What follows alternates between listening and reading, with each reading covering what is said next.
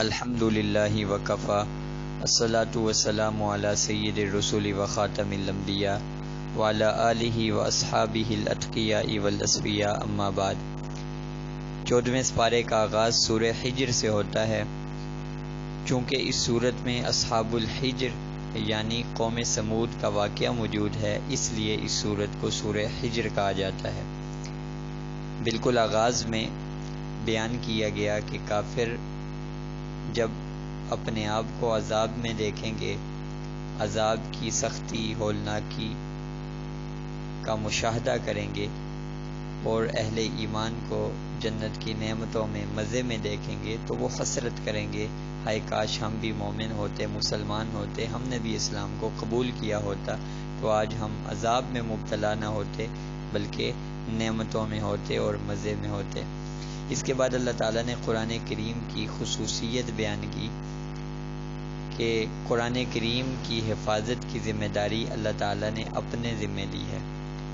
یاد رکھیے جتنی بھی آسمانی کتابیں نازل ہوئیں ان سب کی حفاظت ان کے حاملین کے سپرد کی گئی، لیکن قرآن کریم وہ عظیم کتاب ہے جس کی حفاظت کی ذمہ داری اللہ تعالیٰ نے اپنے ذمہ لی۔ یہی وجہ ہے دیگر آسمانی کتابیں وقت گزرنے کے ساتھ تبدیل ہو گئی، تغیر تبدل ہو گیا، تحریف ہو گئی ان میں، لیکن قرآن کریم 1400 سال گزر گئے، آج بھی ہر قسم کے تغیر تبدل، کمی اور بیشی سے پاک ہے، محفوظ ہے۔ تو یہ قرآن کریم کا معجزہ ہے جسے بیان کیا گیا۔ اس کے بعد اللہ تعالیٰ نے انسانیت کی تخلیق اور اس کی ابتداء کا بیان کیا کہ حضرت آدم کو اللہ نے مٹی سے پیدا کیا، فرشتوں کو حکم دیا سجدہ کریں، سب نے سجدہ کیا، ابلیس نے سجدہ نہیں کیا، انکار کیا، اللہ تعالیٰ نے جنت سے نکال دیا اور ہمیشہ کے لیے اسے بدبخت اور لعنتی ٹھہرایا۔ تو حضرت آدم سے انتقام لینے کے لیے، ان کی اولاد کو گمراہ کرنے کے لیے شیطان نے مہلت مانگی، تو قیامت کے دن تک کی اسے مہلت دی گئی، اور ساتھ ہی فرمایا کہ جو میرے بندے ہوں گے وہ تیری باتوں میں نہیں آئیں گے، تیرا دباؤ ان پر نہیں چلے گا، اور جو فطرتاً بدبخت ہوں گے، خبیث ہوں گے، وہی تیری اتباع کریں گے۔ اس کے بعد اللہ تعالیٰ نے اپنے بندوں کا ذکر کیا، سعادت مندوں کا ذکر فرمایا، اپنی رحمت کا ذکر فرمایا، اور فرمایا کہ میرے جو گناہگار بندے ہیں ان کو یہ پیغام دے دیجئے، یہ خوشخبری سنا دیجئے، انی انا الغفور الرحیم، کہ میں بہت مہربان ہوں، بہت مہربان ہوں، بہت بخشنے والا ہوں۔ لہذا جتنے بھی گناہ ہو چکے ہیں، نافرمانیاں کر چکے ہو، مایوس نہ ہو جاؤ، واپس لوٹ آؤ، توبہ کے دروازے کھلے ہیں، رحمت میری بڑی وسیع ہے، تم ہاتھ اٹھاؤ، گناہوں کی مغفرت مانگو، میں تمہارے گناہوں کو معاف کروں گا، کیونکہ میں غفور بھی ہوں، میں رحیم بھی ہوں۔ اس کے بعد اللہ تعالیٰ نے 3 واقعات بیان فرمائے۔ حضرت ابراہیم علیہ السلام کا واقعہ بیان کیا کہ فرشتے حضرت ابراہیم علیہ السلام کے پاس آئے اور انہیں خوشخبری دی بیٹے کی پیدائش کی۔ اس وقت عمر حضرت ابراہیم کی 120 سال ہو چکی تھی، اہلیہ بوڑھی ہو چکی تھی، تو بظاہر ولادت کی عمر نہیں تھی، تو اس پر خوشی کے ساتھ تعجب بھی ہوا۔ تو فرشتوں نے حضرت ابراہیم سے کہا کہ آپ مایوس نہ ہوں، یہ سچی خوشخبری ہے۔ حضرت ابراہیم نے جواب میں کہا کہ مایوس ہونا تو گمراہوں کا کام ہے، میں مایوس نہیں ہوں۔ اس کے بعد اللہ تعالیٰ نے حضرت لوط کا واقعہ بیان کیا۔ یہی فرشتے جو حضرت ابراہیم کے پاس خوشخبری لے کر آئے تھے، یہی فرشتے حضرت لوط کے پاس پہنچے اور حضرت لوط کو کہا کہ آپ اپنے ماننے والوں کے ساتھ راتوں رات اس بستی سے نکل جائیے، کیونکہ ہم عذاب لے کر آئے ہیں اور اس بستی کو عذاب کی صورت میں تباہ و ہلاک کرنا ہے۔ چنانچہ ایسا ہی ہوا، جیسے ہی سورج نکل رہا تھا، حضرت لوط نکل چکے تھے اپنے ماننے والوں کے ساتھ، تو اللہ تعالیٰ نے بستی کو اٹھایا اور زمین پر الٹا پٹخا دیا، اور ساتھ ان پر پتھروں کی بارش ہوئی، اور اس طرح قوم لوط تباہ و برباد ہوئی۔ اس کے بعد اللہ تعالیٰ نے وادی ہجر میں رہنے والوں کا ذکر کیا، یعنی حضرت صالح علیہ السلام کی قوم کا۔ انہوں نے بھی بہت سمجھایا کہ آپ بت پرستی نہ اختیار کرو، اللہ کی عبادت کرو، لیکن قوم نہ مانی، بت پرستی چھوڑنے پر تیار نہ ہوئی۔ معجزات دکھائے گئے، اونٹنی پہاڑ سے چٹان سے نکلی دودھ دینے والی، اور اس کی جو ہے پیدائش تھی، پیدائش قریب تھی، پھر دودھ حاصل ہوتا تھا اس سے۔ یہ ساری چیزیں معجزات دیکھنے کے بعد بھی وہ بجائے ایمان لاتے، حضرت صالح کی بات کو مانتے، انہوں نے الٹا انکار کیا، اور بدبختی کی انتہا یہ کی کہ اس اونٹنی کو جو ایک معجزہ تھا اسے ہلاک کر دیا، اس کا ذکر فرمایا، اور پھر ان سارے ان کی جتنی بدبختیاں تھیں اس کے نتیجے میں ان پر عذاب آیا اور وہ بھی ہلاک ہوئے۔ اس صورت کے بالکل اختتام میں پھر اللہ تعالیٰ نے حکم دیا نبی صلی اللہ علیہ وسلم کو، فَاسْتَعْ بِمَا تُؤْمَرْ وَأَعْرِضْ عَنِ الْمُشْرِكِينَ، کہ آپ اللہ کا پیغام کھول کھول کر واضح الفاظ میں لوگوں کو سنائیں اور اللہ کی عبادت کی طرف بلائیں، اور ساتھ ہی تسلی دی کہ آپ مشرکین کے رویے سے پریشان نہ ہوں، غمگین نہ ہوں، بس آپ اپنے مشن کو جاری رکھیں، اپنی دعوت کے کام کو جاری رکھیں اور اللہ تعالیٰ کی عبادت کرتے رہیں۔ اس کے بعد اللہ تعالیٰ نے اس کے بعد سورہ نحل کا آغاز ہوتا ہے۔ نحل عربی زبان میں شہد کی مکھی کو کہتے ہیں، کیونکہ اس صورت میں شہد کی مکھی کا تذکرہ ہے اور ذکر ہے، اس لیے اس صورت کا نام سورہ نحل رکھا گیا۔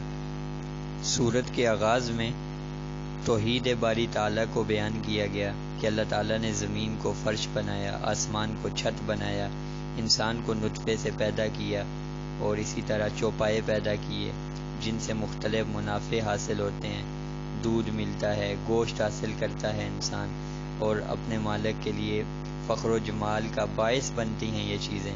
پھر گھوڑے، خچر، گدھے، یہ ساری چیزیں پیدا کی جو ہماری سواری کے کام آتے ہیں، بوجھ اٹھانے کے کام آتے ہیں۔ بارش کا تذکرہ کیا کہ اللہ تعالیٰ بارش برساتا ہے، پھر اس بارش سے زیتون، کھجور، انگور اور دوسرے بہت سارے میوجات، غلجات پیدا ہوتے ہیں۔ رات اور دن، سورج، چاند کو اللہ تعالیٰ نے پیدا کیا، انسان کی خدمت میں لگا دیا۔ دریاؤں سے تازہ گوشت مچھلی کی صورت میں، اور اسی طرح زیورات ملتے ہیں۔ سمندر میں جہاز اور کشتیاں اللہ تعالیٰ کے حکم سے چلتی ہیں۔ اللہ تعالیٰ کی بے شمار نعمتیں ہیں جن کو انسان گننا چاہے گن نہیں سکتا۔ یہ ساری چیزیں اللہ تعالیٰ نے بیان فرمائی۔ اس کے بعد نبی کریم صلی اللہ علیہ وسلم کو حکم دیا گیا کہ آپ لوگوں کو حکمت اور موعظہ حسنہ کے ساتھ اچھے انداز سے آپ لوگوں کو اللہ تعالیٰ کی طرف بلائیں، اور اس کی راہ میں جتنے بھی آپ کو مصائب پریشانیاں آئیں اس پر صبر کریں، تنگ دل نہ ہوں، دل برداشتہ نہ ہوں۔ صبر کی تلقین کی گئی کہ آپ مصائب پر صبر کا دامن تھامے رکھیں اور صبر کریں۔ اس کے بعد اللہ تعالیٰ نے شہد کی مکھی کا ذکر فرمایا اور اس کے جو مختلف عجیب انداز زندگی کے اس کو بیان فرمایا کہ یہ اللہ کے حکم سے پہاڑوں اور درختوں میں اپنا چھتا بناتی ہے، یہ مختلف قسم کے پھلوں کا رس چوستی ہے، پھر ان سے اللہ تعالیٰ شہد نکالتے ہیں جس کے رنگ مختلف ہوتے ہیں، اور اس شہد میں اللہ تعالیٰ نے انسانوں کی بیماریوں کی شفا رکھی ہے۔ تو وہ سارا واقعہ شہد کی مکھی کے مختلف خصوصیات اس کا ذکر فرمایا۔ اس کے بعد اللہ تعالیٰ نے بیان فرمایا ایک جامع آیت کے اندر ایک حکم، 3 حکم ہیں اس کے اندر، اور 3 چیزوں سے بچنے کا حکم دیا گیا، اور یہ آیت جو ہے یہ بڑی اہمیت کی حامل ہے، جس کے بارے میں سیدنا عبداللہ بن مسعود رضی اللہ تعالیٰ عنہ فرماتے ہیں کہ قرآن کریم کی یہ آیت خیر و شر کی سب سے زیادہ جامع ہے، اور یہ جامع ترین آیت کے نام سے ہی مشہور ہے۔ اور اس آیت کو حضرت عمر بن عبدالعزیز کے زمانے سے رحمۃ اللہ علیہ، اس زمانے سے ہر خطیب خطبے میں پڑھتا ہے، ان اللہ یأمر بالعدل والاحسان وایتاء ذی القربى وینہی عن الفحشاء والمنکر۔ 3 چیزوں کا حکم دیا گیا کہ عدل قائم کرو، انصاف، نمبر 2 احسان، ہر کام میں حسن سلوک سے پیش آؤ، اچھے طریقے سے اس کام کو کرو. اور نمبر 3 قرابت داروں کو دینے کا حکم دیا گیا، ان پر خرچ کرنے کا حکم دیا گیا، اور 3 چیزوں سے منع کیا گیا. نمبر 1 فحشا، یعنی ہر قسم کے قبیح قول اور عمل سے، کہ کوئی بھی ایسا عمل نہ کرو جو، اور کوئی بھی ایسی بات منہ سے نہ نکالو جو قبیح ہو، جو بری ہو.